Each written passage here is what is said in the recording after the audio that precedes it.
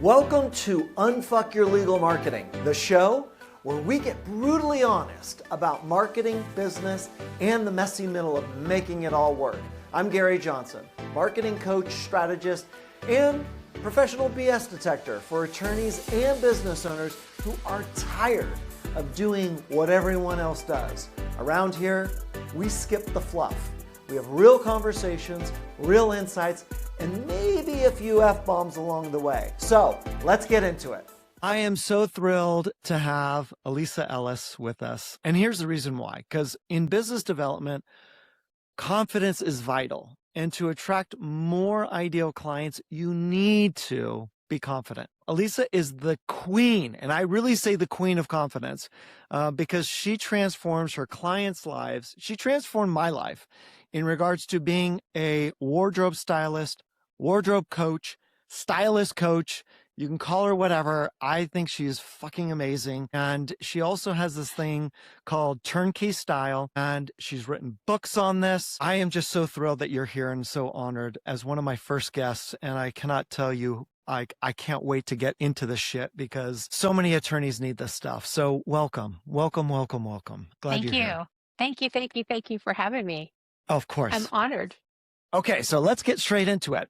So my first question for you is, why do so many lawyers underestimate how presence actually impacts their business development? I think a lot of people, not just lawyers, but we'll talk about lawyers specifically, you have to show up, right? I'm going to give you a perfect example of how important this is. I worked with an attorney, successful one, no less, and we went through all their clothes.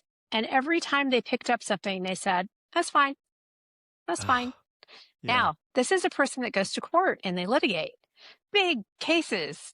I said, when you go to court, do you want to feel fine? Or do you want to bring it? Do you want to bring it and like slam it home and really win the case?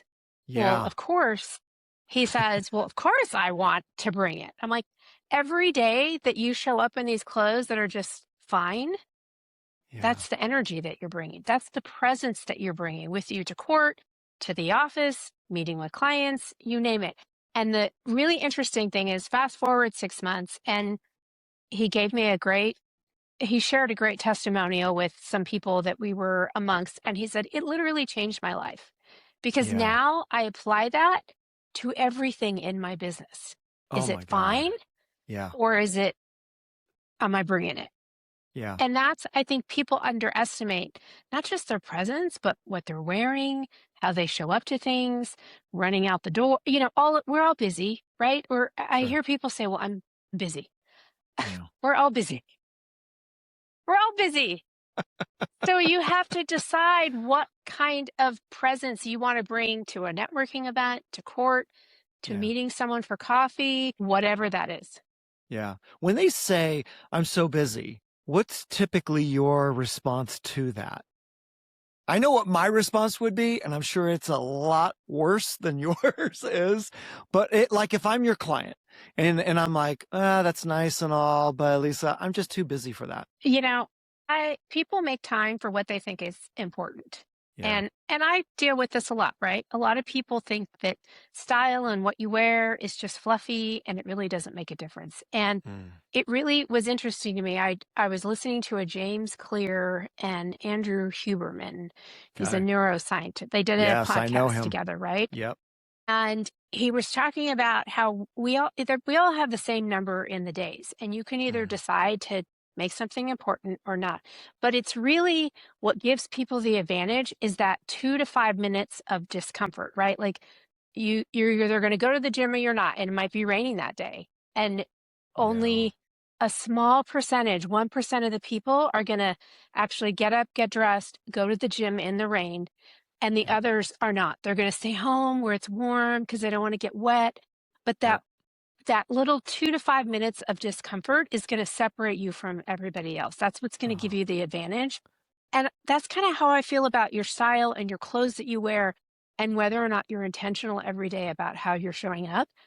That's what's going to give you an advantage, right? I mean, there's a lot of attorneys in all the different fields. And so how can you separate yourself from other attorneys? What makes you unique? And I'm sure you talk about this in your marketing. How can you stand out? How can you show up Right. authentically? What makes you different? What stories? How are you trying to connect with people? And all of that can be done through what you're wearing and how you're showing up every day. Absolutely. It creates a brand. People know you as this person's a slob, as opposed to this person is so sharply dressed. And I just want to say to anybody who's listening to this, I had the experience of having Elisa present at my group coaching because I was in Amsterdam screwing around, and she was very, very thoughtful to work with my group. And I listened to the actual recording. And one of the things that really struck me from that recording was you had asked the group this question, which was, has anybody here said, I'm going to buy that new outfit once and then fill in the blank? Once I lose weight, once I make more money, once I... Tell the audience, what did you tell them? Because it rocked me. And I'll tell the audience why it rocked me after you say that. But, you know, dive into that a little bit because that was so powerful. Well, and I think everybody can resonate with some part of that, right? We all have the jeans, the clothes, the outfit, whatever it is that we're waiting for. But the reality is you're not that right? You're not the same person you were 2 years ago. You're not the same person you were 5 years ago. You're not the same person you were 10 years ago. And yet we all have, most of us have the jeans, the outfit, the suit, the dress, though you name it, sitting in the closet that you're not wearing because you're waiting. And my big thing is that's not who you are anymore. You're as entrepreneurs, as business people, we're all striving to grow and get better and learn and expand ourselves. So you trying to fit into that old version of you, it's not working. And so even if the clothes literally fit you, let's say you lose the weight, even though only about 95 to 98%, like, so that would make it 5% and 2%, whatever it is, actually lose the weight. Right. Even if you could fit into them, that's not who you are. You've moved on. Like you've grown. And that's a great thing, right? That you're this new, like, I'm not the same person I was 5 years ago. I lived in California. Now I live in Texas. I've grown my business. I'm speaking. I'm a completely different person. So trying to fit into that person just doesn't make sense. Oh God. Yeah. Yeah. And the other thing that I got from this was my confidence went up. So to tell the audience, I bought 7 new suits after I listened to this. I went down to a tailor down in downtown Phoenix, got 7 suits. And because I was like, I constantly was like, once I lose 5 pounds, once I lose 7 pounds, and the number moves all the time, right? Which hurts my confidence. And when I got these new suits, I'm like, you know what? I'm going to get these new suits. And if I lose the weight, well, then I'll just have them taken in. Fine. It's an alteration. It's going to cost maybe $100. Big deal. You know, no big deal. And what I found Can I say one thing? Yes. Real quick. You're also, by doing that, attaching your worth to how much you weigh. Yep. And whatever the size on the pants is. You're telling yourself, somehow I'll be worth more when I weigh less or when I can fit into size whatever. Yeah. And that's a big thing, too, that people get stuck on. Fuck yeah. It's so true because we totally get stuck on it. And then what happened for me, once I put these suits on and I was like, damn, this feels good. It looks good. I started getting into the gym more. And I actually hired a personal trainer. Go figure, where I was waiting and waiting. So if you've been waiting, if you're listening to this and you've been waiting, don't wait anymore. Like if there's one thing that I want you to take away from this is do something with your style. Do something. First of all, buy her book because she's going to tell you exactly what you need to do. But do something because it actually elevates your confidence. When your confidence is high, it's easier to bring in business. It's also, like you had said at the beginning, you are a better performer at what you do, which can give you more referrals because you're actually performing the, the legal work or whatever it is that you do in such a good way. So How would you suggest somebody starts though? Because I don't think anybody would, okay, I'm going to go out there and buy 7 suits and that's where I need to start. I mean, I think it's a little ridiculous. That was my whole thing. Okay. But it was a great step in, that's what it looks like for you to invest in yourself. Right. You knew that's what you needed. And so that's what you went and did. For a lot of people, the first step is letting go of what's not working for them. Because until you let go of it, you're not ready to move forward. Like, for example, I had a client, actually an attorney, successful attorney in Austin. They said, I need a new black skirt. Okay. I went to their house. We started going through their closet. They had 5 black skirts. Why do you need a black skirt? Well, this one doesn't fit. This one's scratchy. This one's really uncomfortable. They had a reason and for every single one of those them, were things. they? And they weren't wearing them, but they knew they needed a new one. But what would happen is every time they'd go buy the new one, well, I can probably make one of those other ones work. Oh gosh. And so the actual process of letting go of what's not working for you forces you to then say, okay, now what? And I really encourage a lot when I give presentations to law firms, other financial firms, start with 10 to 12 pieces, 3 tops, 3 bottoms, 3 layering pieces. Okay, wait. For men, 3 tops. Right. 3 so bottoms. 3 button downs or a t-shirt or whatever, 3 bottoms, whether it's slacks, jeans, chinos, and then 3 layering pieces, whether it's a 3/4 zip, a sport coat, blazer, some type of bomber jacket, leather jacket, like so that because you don't necessarily need 7 suits or 3 suits. You might need a leather jacket for date night. You might need a pair of jeans. You might need a suit for court. You might need, a pair of jeans and a t-shirt for kid pickup or whatever you're like. Right. It's about trying to find pieces that fit your life and your lifestyle. Buying 7 suits works for you because that's what your life looks like. You're an empty nester. You don't have little kids running around. But, in another world, an attorney who's got little kids they're picking up or an aging parent or whatever. So that 3 top, 3 bottom, 3 layering pieces, it's basically 9 to 10 pieces that you can coordinate and turn into 20, 30, 40 different outfits. God. Yeah. I mean, just that. I mean, you'll have enough for one a month, one every single day for one whole entire month. How great is that? And you also will feel great about yourself. I mean, that's always a good thing. Yeah. Yeah, absolutely. Because here's the thing, your brand never sleeps. You and I have talked about this consistency and how we show up. And people think that their brand or their marketing is the LinkedIn, the AI profile picture they created for LinkedIn, right? I can't tell you how many of those I see. That's great. But really, your brand is when you go grab coffee in the morning, when you go to a networking meeting, when you pick up your kids at school, because depending on what kind of an attorney you are, an estate planning attorney, you could be meeting other parents at kid pickup drop off.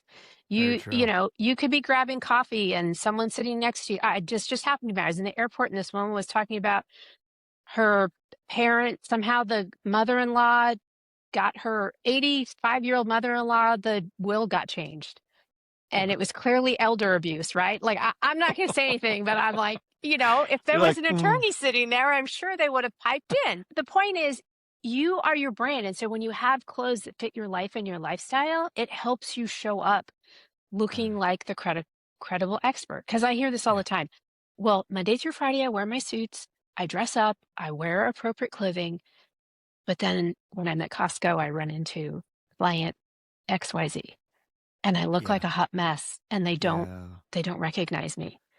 Okay, well, that's exactly what I'm talking about. Now suddenly you're worried about what they think about you because you look like a schlep on Saturday and they're paying you an exorbitant, or I'm not even exorbitant. They're paying you whatever your fees are, right? Yep. And they expect something in return. So if you're a hot mess in your personal life, but you're portraying this put together person in your work life, are you really like, is someone going to question your expertise? True. I know it's an extreme, but it's happened so many times. I hear people, clients, not clients. Oh yeah, I was out and I was a hot mess and I felt horrible and I ran into this client. And that tells me you don't have the clothes in your closet that fit your life and your lifestyle. And you haven't figured out how to create a brand for yourself so that you show up as the professional. Yeah. And typically it comes to our heads when it is a hot mess, when we see it's a hot mess, when we see other people that is a hot mess. But what I find is it's that small little from very average or even below average looking to sharp. And there's a huge contrast that it just pops, right? And I find that when somebody is well dressed, credibility goes through the roof, and when we're talking about charisma, we're talking about a combination of credibility and warmth. And when we show up like this and we're a hot mess or we're not, looking great, it just diminishes the credibility for really no real reason.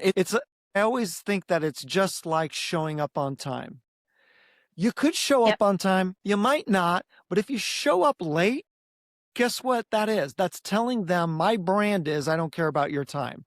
Now, if I don't show up sharp, that means, do I care about myself? Do I care about my business? I'm probably not even thinking of my brand, right? I just show up, I wing it. And I love your intentionality that it's like, just have a little focus in on this. It's not like this huge thing that you have to spend 40 hours a week on. It's a quick, I do it. And then I just go in and I go grab, which is, I think it's brilliant to be able to start with cleansing the closet. And that enables you to go, I need to get this. It almost like pushes you to do it, right? And it's like, absolutely. Okay, I got to do this. Now, what do you say to people who say, well, I'm showing up as my authentic self as a mess? So or there's as a actual schlep? research.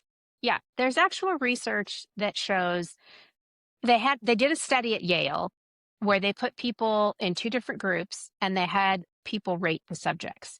And the people they rated the people who were dressed in richer looking clothes more competent than the other people who were dressed in, let's say, messy, horror looking clothes. Yep. And the people who were doing the study were like, oh, this can't be, we got to redo this. This can't be right. So they actually offered incentives the next time around.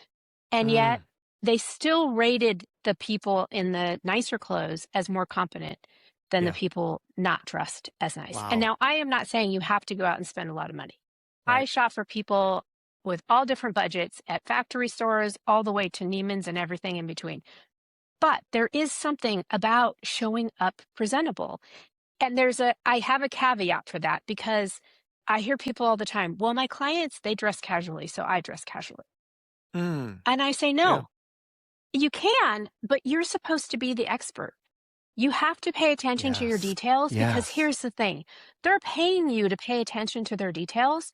If you're not willing to pay attention to your own details, what does that say about you? What does that say about your work? You could say, well, no, you have 7 seconds for someone to decide whether they want to like, know, trust, and work with you. Oh, yeah. And 93% of all communication is nonverbal.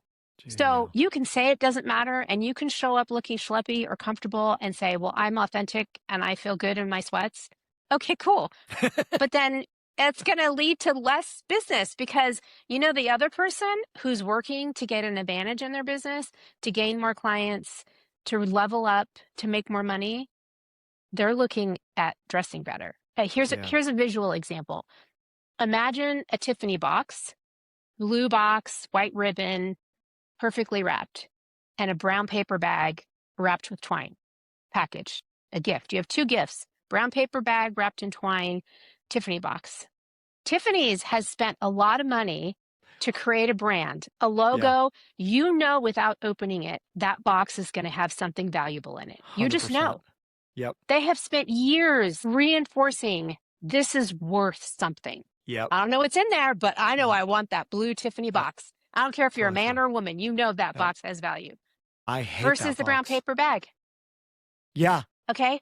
Totally different. You are the box. You're the box Yes. or you're the brown paper bag. Every day you can make an intention to get dressed appropriately for wherever it is you're going, or you can just throw something on because you're busy, you don't have time, you're running up you name the excuse. Absolutely. I get it. I had kids. I didn't wear white until I was 50 because I had 2 boys. Yeah. It just wasn't realistic. I knew my limitations. Totally. And I hate the Tiffany box analogy because I hate Tiffany because it's so damn freaking expensive. Funny story is I gave my wife a present in a Tiffany box and it wasn't jewelry. What? She was so pissed off because she got the box and she's like, oh my God, this is so great. Right. And then she opened it up and it was like a coupon. It was disappointment. Totally disappointed. See, you just proved my point. She knew there was going to be something 100%. valuable. Like she was thinking, oh my God, this is going to be valuable. Just like how we dress, all the inside is valuable. All the stuff that's up here is valuable. And this gives that credibility to the person who you're across from that could refer you business or could utilize your services. That it's like, oh yeah, that's right. I need to be thinking about that. And I also find, since I bought those suits, I remember the first month when I was wearing them all the time. It was a big thing for me. Like, oh my gosh, it was a part of my mental. Now I just put them on. I'm like, it's habit. It's a habit. Exactly. It's a habit. So it takes zero time. It took time to pick it out, to get it, fitted for me, get it altered. But once that was done. But now that you have them, oh my God, it makes getting dressed so much easier. And let me ask you, that first month that you wore it, did people give you compliments? Did they comment? People still do. And how does that make you feel? Unbelievable. See? Yeah. Like imagine going through your day and having people be like, oh, you look great today. I you love look fantastic. your suit. I love your suit. Yeah. And if it's a guy, I hate this, but they're like, can I see who's the, right? who made it? And That's I'm a like, big thing. Fuck off. Like, I'm like, it's Sears. No. But they notice you. And that's the whole idea about showing up authentically on brand and with confidence is you suddenly are bringing this new energy to everything you do. 100%. And people are going to notice. People who didn't notice before are going to notice and they're going to remember you and they're going to talk about you. Hey, did you see Gary's new suit? Did you see what he was wearing? And that people talking about you keeps you top of mind. So when the client needs X, oh yeah, I'm going to call Gary. Remember that suit? I remember that suit he was wearing. Or they might see a suit or someone who was wearing something like you. And oh, that looks like what Gary was wearing. Yep. That's just how it keeps keeping you top of mind. Yep. It's the gift that keeps on giving. And a lot of the times it's just subconscious and theirs. They just go credible. Like this individual, like you and I went to in October. So for the people who are listening, Elisa and I are both group leaders in a networking group. And we went in October to this networking or group leader summit. And I will never forget, I got a compliment. And so did you. And I don't know if you remember this, but we were talking and somebody said, the two of you are probably one of the sharpest dressing individuals here. And I looked at you and I go, the reason why is because I fucking hurt. And is the God honest truth, but it was such a great compliment. And they even said, yeah, you Orange County people really dress much better than the rest of the nation. And I started looking around. And it's not true because it's a few, but it's the few that make such a huge impact. And this isn't saying like, I am a male model. I'm so beautiful. No. Look at me. It's not that at all. You can see unless you're listening to this, you can see that, but it adds to this. He's professional. He takes it seriously because I joke around a lot and I do not want my brand to be clown. I want it to be somebody who is safe, funny, entertaining, that kind of stuff, but I don't want to be a clown. And so one of the things that I've noticed is that credibility goes up just by me showing up and looking really great. And that's because of you. I mean, it literally is because of you. And it's just such a great testimony. And it's these little things like you had said, 3, 3, and 3. How easy is it to do that? Now, I do think one difficult thing to do is to throw away stuff. How do you encourage them to toss it? Because for me, I want to hold on to, but what, Elisa, if I I need to wear it. What if why did I throw that away? So, even though I haven't worn it in years, but it's that Right. hope. I mean, am I way off or is that No, normal? you're not. It's Okay, totally good. normal. Here's the thing. I'll go back to you're not the same person. You might need it. So I have a 30, 60, 90-day pile, which is if you're not really ready to let go of it, put it in a pile in a different room, in the closet, in the garage, wherever it is. And then at 30 days, go back. Does it fit? Do I still like this? Do I need it? Because we have attachments to clothes. We just do. Okay. Yeah. Yep. And so by putting it in a separate room, in a separate pile, you're starting to detach yourself from it. The other thing I talk about with clients is give it to a shelter.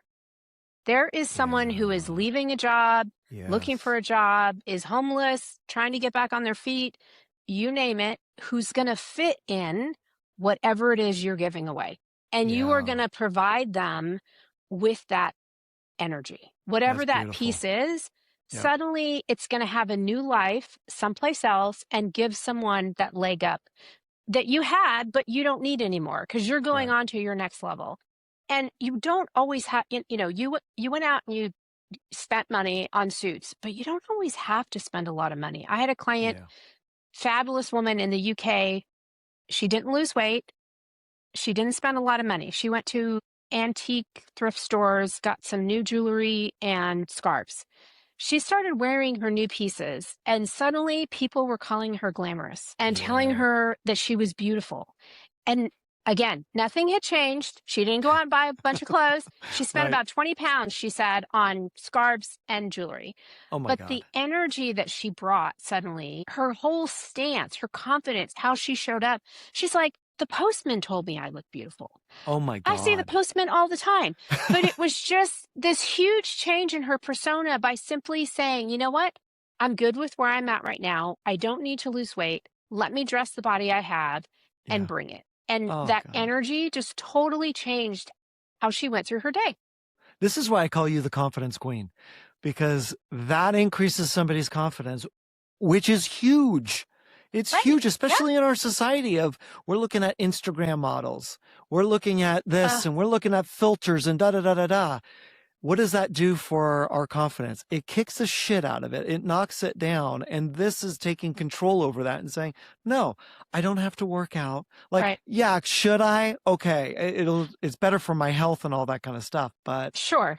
Right. But that's the other reason I think it's important to let go of those clothes, because you don't walk into your closet and say, okay, these clothes don't fit me, so I am motivated to go work out.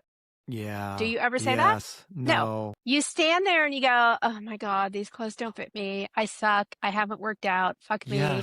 What's wrong with me? Why can't I do this? I'm a piece of shit. Yeah. Like all the things. Like, so get rid of those clothes, because that is not how you want to start your day. No. You want to start your day in clothes that fit, that make you feel fantastic. Yeah. No matter what age you are, what size you are. And it truly changes your energy, because you can go from constantly futzing with your clothes to standing confidently and being able to have a conversation without shifting because everything's tight and it's not working for you. What about color? I think color is really important. Going back to the Tiffany box, there's a lot of companies that spend a lot of money on colors for their brands. Colors have different meanings. Like red is strength, right? Yep.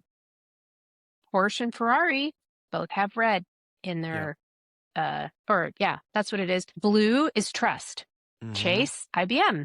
Orange is like quirky, playful, Dunkin' Donuts. And so the point is, it's really important to wear color, especially I think in the field of law, because there's this box that you're supposed to wear the black suit, the charcoal suit, the navy suit.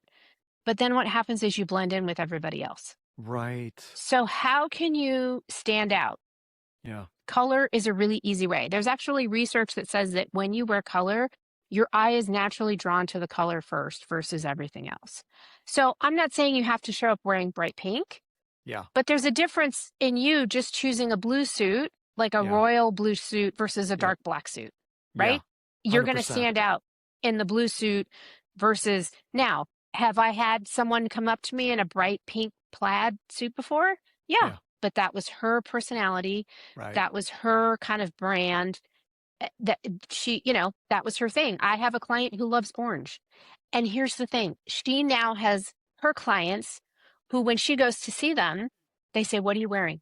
Well, I want to see, because they know she's always wearing something orange, whether it's shoes, jewelry, belt, a shirt, it's her brand. Sneakers. It's her brand. And so it's like a little game for them to figure out what she's wearing that's orange. And so now they think of her when they see orange. And that's ultimately what you want. You want people thinking of you, like glasses. Years ago, I started wearing glasses because I couldn't see.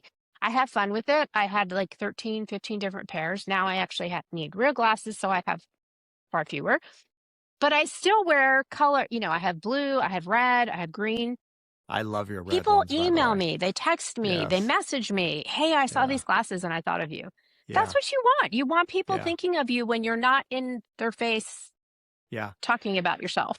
And it's authentically you too, right? And like you had said, the orange was authentically your client. And it's like, it feels right. So you'll do it again and again and exactly. again and again. Exactly. It's so brilliant. Like, oh my God. It could be socks. It doesn't have to be color. I have a guy I know, he wears Ted Lasso socks because it allows him to talk about the pillars of his brand. It's a conversation starter. Yeah. Right? Yeah. Like, I mean, it's okay.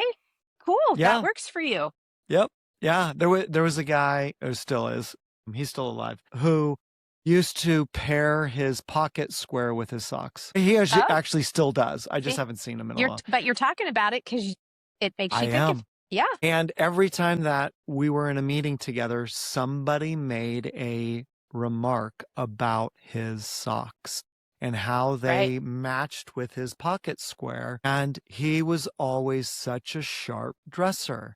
And it was always this, Glenn's this, and by the way, this is a shout out to you, Glenn Hamburger. But Glenn, and he's very successful at what he does, but he always looks impeccable. He really does. He focuses in on that. And he says the same thing you do. It doesn't take a lot of time. It makes me feel fantastic. It helps build that awareness of me. This is my brand. He's like, but it's not obnoxious. I'm not like, hey! Exactly. He's like, and he's not a loud guy. He's actually a fairly reserved guy, but man, does it make a huge difference. And he stands out from other people in the room.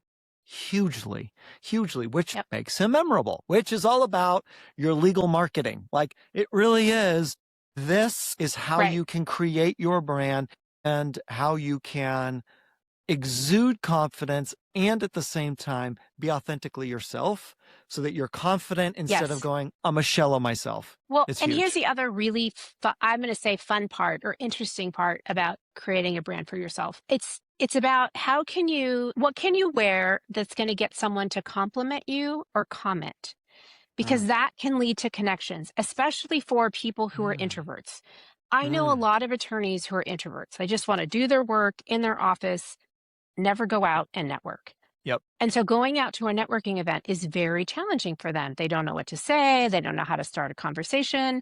But when you're intentionally wearing something that's going to give someone an opportunity to comment or compliment you, that's them coming to you instead of you having to go to them. And it could tell a story, right? I gave a talk to a group of women attorneys in Dallas. Before the event, I got there early. There was a huge crowd around this woman.